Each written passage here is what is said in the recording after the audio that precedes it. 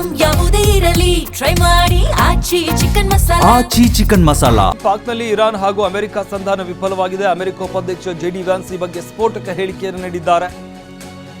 ಸಂಧಾನ ವಿಫಲ, ಮತ್ತೆ ಯುದ್ಧ ಮುಂದುವರಿಯುವಂತ ಭೀತಿ ಈಗ ಕಾಡ್ತಾ ಇದೆ. ಇರಾನ್ ಜೊತೆ ಸಂಧಾನ ಮಾತುಕತೆ ಯಶಸ್ವಿ ಆಗಿಲ್ಲ ಅಂತ ಅಮೆರಿಕದ ಉಪಾಧ್ಯಕ್ಷ ಹೇಳಿದ್ದಾರೆ. ಯಾವುದೇ ಸಂಧಾನ ಆಗಿಲ್ಲ, ನಮ್ಮ ಷರತ್ತಿಗೆ ಒಪ್ಪದೇ ಇದ್ದದ್ದು ಬೇಸರದ ಸಂಗತಿ. ಬರೋಬ್ಬರಿ 21 ಗಂಟೆಗಳ ಕಾಲ ಚರ್ಚೆ ನಡೆದಿದೆ. ಪಾಕ್ನಲ್ಲಿ ಇರಾನ್ ಹಾಗೂ ಅಮೆರಿಕ ಸಂಧಾನ ವಿಫಲವಾಗಿದೆ. ಇದರಿಂದಾಗಿ ಇಡೀ ಪ್ರಪಂಚಕ್ಕೆ ಈಗ ಆತಂಕ ಹೆಚ್ಚಾಗ್ತಾ ಇರುವಂಥದ್ದು. ಸಂಧಾನ ವಿಫಲವಾಗಿದೆ, ಮತ್ತೆ ಯುದ್ಧ ಭೀತಿ ಮುಂದುವರಿತಾ ಇದೆ. ಯಾಕಂದ್ರೆ ಟ್ರಂಪ್ ಕೂಡ ಈ ವಿಚಾರಕ್ಕೆ ಸಂಬಂಧಪಟ್ಟಂತೆ ಎಚ್ಚರಿಕೆಯನ್ನು ನೀಡಿದ್ರು. ಸಂಧಾನ ಏನಾದರೂ ಸಫಲ ಆಗಿಲ್ಲ ಅಂತಂದ್ರೆ ನಮ್ಮ ದಾಳಿ ಮತ್ತಷ್ಟು ತೀವ್ರವಾಗಿರುತ್ತೆ ಅನ್ನೋ ಒಂದು ಎಚ್ಚರಿಕೆಯನ್ನು ಕೊಟ್ಟಿದ್ರು. ಈಗಾಗಲೇ ನಾವು ಯುದ್ಧ ನೌಕೆಗಳಿಗೆ ನಮ್ಮ ಶಸ್ತ್ರಾಸ್ತ್ರಗಳನ್ನು ತುಂಬಿಕೊಳ್ತಾ ಇದ್ದೀವಿ. ಆ ಒಂದು ಯುದ್ಧ ನೌಕೆಗಳು ಇರಾನ್ ಬಳಿ ಬಂದು ನಿಲ್ಲುತ್ತೆ, ಅಲ್ಲಿ ಮತ್ತೆ ದಾಳಿ ಆಗುತ್ತೆ ಅಂತ ಟ್ರಂಪ್ ಎಚ್ಚರಿಕೆಯನ್ನು ಕೊಟ್ಟಿದ್ರು. ಈ ಹಿನ್ನೆಲೆಯಲ್ಲಿ ಈಗ ಮತ್ತೆ ಯುದ್ಧದ ಭೀತಿ ಆವರಿಸ್ತಾ ಇದೆ. ಎಲ್ಲ ಒಂದು ಕಡೆ ಈ ಒಂದು ಸಂಧಾನ ಸಫಲವಾಗಲಿ ಅಂತ ಹಲವಾರು ದೇಶಗಳು ಬೇಡಿಕೊಳ್ತಾ ಇದ್ವು. ಆದರೆ ಆ ಒಂದು ಬೇಡಿಕೆ ಈಗ ಈಡೇರಿಲ್ಲ. ಎಸ್ ಹರೀಶ್ ಹೇಳ್ತಾ ಇದ್ರಿ, ಇವತ್ತು ಕೂಡ ಸಂಧಾನ ಮುಂದುವರಿಬಹುದು, ಪಾಕಿಸ್ತಾನದಲ್ಲಿ ಸಂಧಾನ ಸಭೆ ಮುಂದುವರಿಬಹುದು ಅಂತ ಹೇಳ್ತಾ ಇದ್ರಿ. ಬಟ್ ಒಂದ್ ಕಡೆ ಟ್ರಂಪ್ ಎಚ್ಚರಿಕೆಯನ್ನು ಕೊಡ್ತಾ ಇದ್ರು, ಏನಾದರೂ ಈ ಒಂದು ಸಂಧಾನ ಸಭೆ ವಿಫಲವಾಯಿತು ಅಂತಂದ್ರೆ ನಮ್ಮ ಒಂದು ದಾಳಿಯ ತೀವ್ರತೆ ಮತ್ತಷ್ಟು ಹೆಚ್ಚಾಗುತ್ತೆ ಅಂತ. ಆ ಕಾರಣದಿಂದಾಗಿ ಇವತ್ತು ಏನು ಮತ್ತೆ ಸಂಧಾನ ಸಭೆ ಮುಂದುವರಿಬಹುದು, ಅಕಸ್ಮಾತ್ ಅದಾಗಿಲ್ಲ ಅಂತಂದ್ರೆ ಟ್ರಂಪ್ ಮುಂದಿನ ನಡೆ ಏನಾಗಿರಬಹುದು?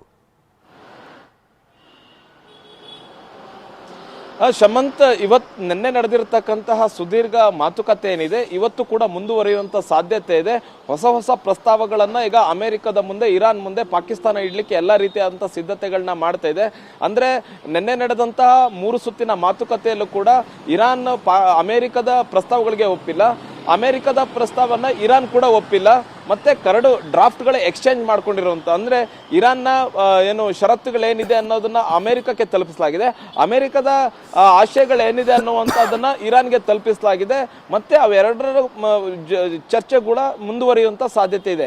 ಇವತ್ತು ಕೂಡ ಚರ್ಚೆ ಮುಂದುವರಿಯುತ್ತೆ. ಅಂದ್ರೆ ನಿನ್ನೆವರೆಗೂ ನಡೆದಂತಹ ಮಾತುಕತೆ ಏನಿದೆ ಅದು ಒಂದು ಒಪ್ಪಂದಕ್ಕೆ ಬರೋದಕ್ಕೆ ಸಾಧ್ಯ ಆಗಿಲ್ಲ, ಒಂದು ಒಮ್ಮತಕ್ಕೆ ಬರೋದಕ್ಕೆ ಸಾಧ್ಯ ಆಗಿಲ್ಲ ಅನ್ನುವಂಥದ್ದನ್ನ ಜೆಡಿ ವ್ಯಾನ್ಸ್ ಅವರು ಅಧಿಕೃತವಾಗಿ ಪ್ರೆಸ್ಗಳ ಮುಂದೆ ಹೇಳಿರುವಂತಹದ್ದು.